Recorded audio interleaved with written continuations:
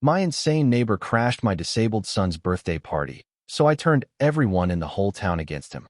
My son's birthday party was in full swing when my middle-aged neighbor, Frank, showed up uninvited. He said he had a gift for my son, and despite my better judgment, I let him in. When he walked in, he popped down onto the couch and put his shoes on the table of snacks before taking out a beer. My son came over to me. "Mom, what's he doing here?" I replied, "I don't know, honey. He said he had a present and promised to stay only for a few." I realized Frank being here was ruining my son's birthday. My son is in a wheelchair. This is his 21st birthday, and I'd be damned if it got ruined. I walked over to Frank, but he stood up and just walked by me. He went up to my son and, since he was a little tipsy, joked that my son at least always has a seat. I rushed back toward Frank, but before I reached him, he lost his balance and tripped. He bumped into my son's wheelchair and knocked him over. It took everything in me not to lose it on him and cause a scene, but I kicked him out immediately. I comforted my son. He said everything was fine, but his eyes were watery. Frank had ruined my son Michael's day, and I wasn't going to let it slide. My son started tearing up and crying out of nowhere, so I knew I had to call it a day. I went out to tell friends and family members goodbye and apologize for the inconvenience. The next day, I was still burning with rage and plotted what I was going to do to Frank. I decided to go ahead and do some grocery shopping to ease my nerves, and that's when I saw him. It was Frank. He was in the dairy section as I was trying to get some cheese. I walked past him, and he noticed me giving him the nastiest look. Frank returned a smirk. This made me even more angry. He tried to make conversation with me. "Morning. You look like you could use a drink. Lighten up a bit," he mocked. My blood boiled just from the sound of his voice, but I chose to remain quiet. What I had in store for him would do the talking for me. I wasn't going to give him the satisfaction of a reaction. Frank would never see it coming. That night, as Michael slept, I sat in the living room plotting. As I was trying to get my plan together, I found myself struggling to focus. I heard loud country music playing outside. I opened my blinds to see the house next to me lit up on the inside. It was Frank's house, the source of the music. Right then, I felt the light bulb flicker on in my head. My first move would be simple. I reported Frank's loud music and barking dog to the homeowners association. It wasn't much, but it was a start. Frank received a warning and was told to keep his dog inside during the night. And though it didn't seem to faze him at first, I noticed that he began to pay more attention when I was around. But Frank wasn't one to take things lying down.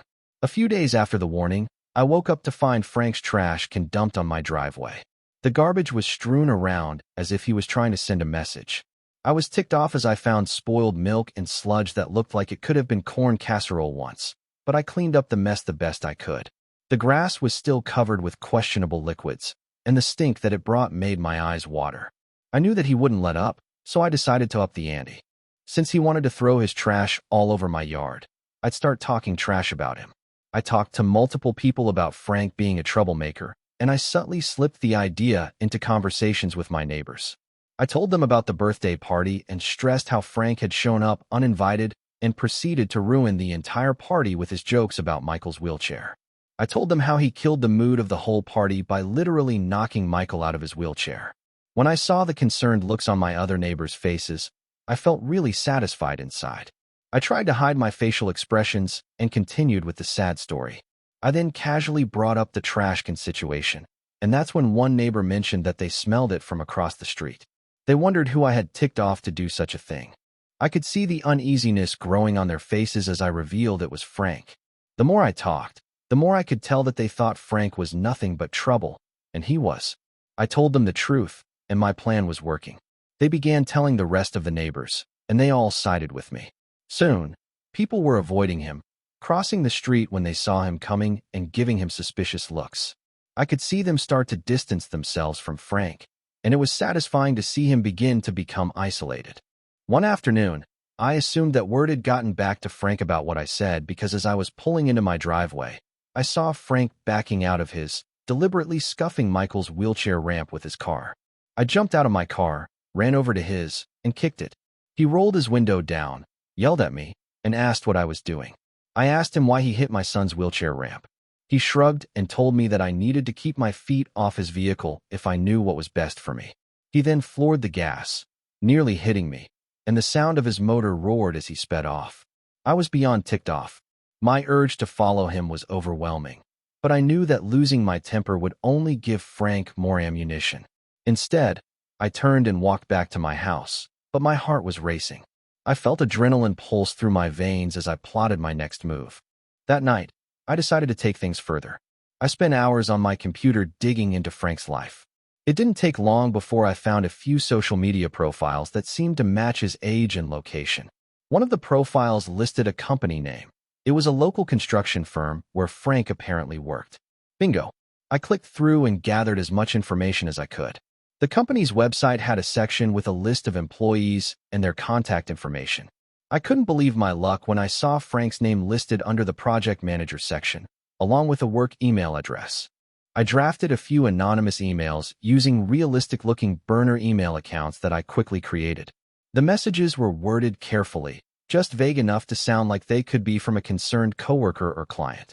I mentioned unprofessional behavior and inappropriate conduct in the workplace, hinting that Frank had been making others uncomfortable and that it might be worth looking into. I didn't make any direct accusations, just enough to plant a seed of doubt in his boss's mind. I knew that in a company like this, even a hint of misconduct could trigger an internal investigation, especially if it was framed as a potential liability issue. I sent the emails to Frank's boss and a couple of other higher-ups in the company, making sure they'd all see it. As I clicked send on the last email, I felt a rush of adrenaline. I knew I was taking a risk, but I didn't care. Frank had pushed me to this point, and now he was going to face the consequences. I sat back, slightly nervous but satisfied. The next morning, I watched from the window as Frank left for work. His usual confidence was gone. He looked tense and hurried to his car, papers falling out of his work folder as he rushed. I knew something had happened. Maybe his boss had already called him. Maybe he'd been questioned. Whatever it was working. Frank had been shaken, and that was exactly what I wanted. When Frank came home that evening, you could basically see the steam coming out of his ears. He stormed into his house and slammed the door behind him. He knew I was targeting him. I was in the kitchen making breakfast while Michael went out to grab the mail. A couple of minutes passed, and I didn't hear him come back right away. There was this weird silence that made my heart skip a beat. I called out to him, asking if everything was okay, but all I got back was this uneasy quiet. I rushed to the front hall, and then I saw him. Michael was on the porch holding the mail, but he looked off. His face was pale. That's when I noticed a crumpled piece of paper mixed in with the envelopes. When I asked him what was wrong, Michael didn't say anything at first. He just handed me the note, and I could see how scared he was. My heart dropped as I unfolded it and read the words. "You think you can get away with this? Watch your back, bitch. It's not over." It was like a punch to the gut. I knew immediately this was from Frank. My blood was boiling. Michael looked at me, and I could see the fear in his eyes. He's tough, but this was too much. He asked me what I was going to do and if Frank would hurt us. Hearing him say that shattered me, but I couldn't let him see how scared I was. I had to be strong for both of us. I hugged him tight and told him that it was all going to be okay. I promised him that we were going to get through this and that I wasn't going to let anything happen to him. I crumpled the note in my hand. Frank had crossed a line, and now it was personal. I told Michael we'd take steps to protect ourselves and that we'd do whatever it took to stay safe. But inside, I knew I had to do more. Over the next few days, Frank began leaving more threatening notes in my mailbox, each one more menacing than the last. He also spray-painted graffiti on my fence, calling me a crazy bitch in red and black letters. The sight of it made Michael's heart race with fear, and he turned to me and suggested that we call the police. I could tell that he felt it was getting out of hand, but I was sure that I could handle it. That day, I installed security cameras around the house, capturing every move Frank made. I also started keeping a bat by the front door, ready for anything that could come our way. Frank's harassment continued, but this time, he was on tape. One night, I woke up to the sound of my car alarm going off. I looked outside my window and saw my car tires being slashed. The next morning, Michael and I were stranded. I planned to take him to his physical therapy appointment that day and try to find anyone else who could take him so he wouldn't be late. I also found more trash on my lawn. I took a bag of Frank's trash that he had left scattered and dumped it back on his porch. I added a note that read, "Keep your poop to yourself." The next night, a loud crash echoed throughout the house, then a sound of breaking glass. I jumped out of bed, my heart pounding, as I raced to Michael's room. He was sitting up in bed, his eyes wide with fear. He asked me what that noise was, and I choked up as I realized what had happened. Frank had thrown a rock through our window and shattered it into 1,000 pieces.